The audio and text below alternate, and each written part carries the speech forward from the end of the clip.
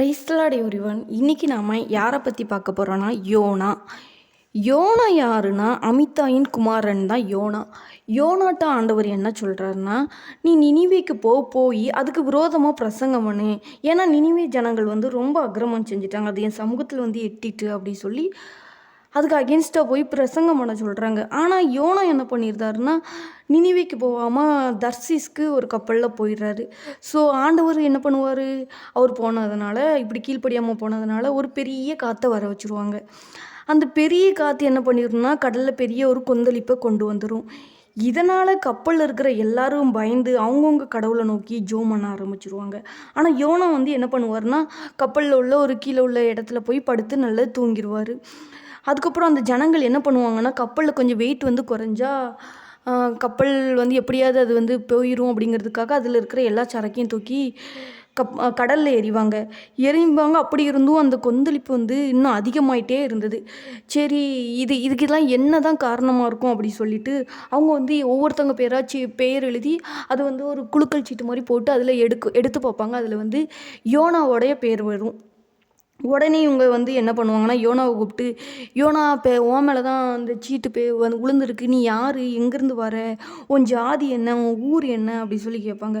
உடனே யோனா சொல்வார், நான் ஒரு எபிரேயன் அப்படி சொல்லிட்டு என்ன சொல்கிறாருன்னா, சமுத்திரத்தையும் பூமியையும் உண்டாக்கின பரலோகத்தின் தேவனாகிய கர்த்தரிடத்தில் பயபக்தி உள்ளவன் அப்படி சொல்லிட்டு அடுத்து என்ன சொல்கிறாருன்னா, கர்த்தருடைய சமூகத்தினின்றி விலகி ஓடி போகிறவன் அப்படி சொல்லி சொல்கிறாரு.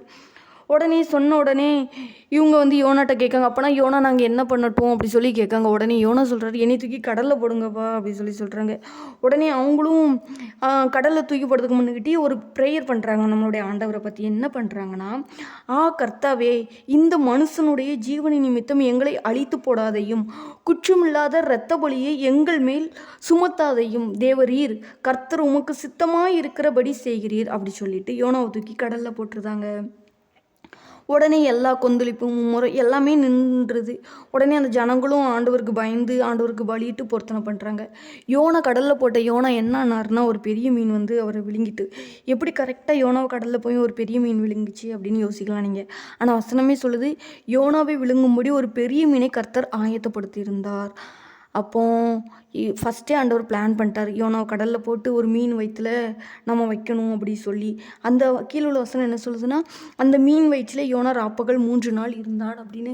இந்த குட்டி ஸ்டோரியிலேருந்து நம்ம என்ன தெரிஞ்சுக்கிடலாம் அப்படின்னா, நமக்கும் நம்ம கூட இருக்கிறவங்களுக்கும் ஒரு பெரிய பிரச்சனை மேலே பிரச்சனை வந்துக்கிட்டே இருக்கிறதுக்கு சொல்யூஷன் என்ன பண்ணுனாலும் கிடைக்கல அப்படின்னு நம்ம திங்க் பண்ணிக்கிட்டே இருந்தோம்னு வச்சுக்கோங்களேன், அதுக்கு ஒரே ஒரு ரீசனாக தான் இருக்கும். காரணம், ஆண்டவருக்கு பயந்து நடக்கிற ஆண்டவருக்கு கீழ்ப்படியாமல் ஆண்டவருக்கு அகென்ஸ்டாக ஏதாவது பாவம் செய்கிறது, அதுக்கு கீழ்ப்படியாதது கூட பெரிய பாவமாக தான் பைபிள் சொல்லுது. ஸோ அப்படி இருந்தால் கூட நமக்கும் நம்மளை சுற்றி இருக்கிறவங்களுக்கும் நிறைய பிரச்சனை வரும். எப்போ நாம் அதாவது ஓப்பனாக சொல்லணும்னா, ஆண்டவர் சமூகத்தை விட்டு நம்ம தூரம் போகிறது, எப்போ ஆண்டவர் சமூகத்துக்கு நம்ம வாரமோ அப்போ தான் அந்த ஒரு பிரச்சனைக்கு ஒரு சொல்யூஷன் கிடைக்கும்.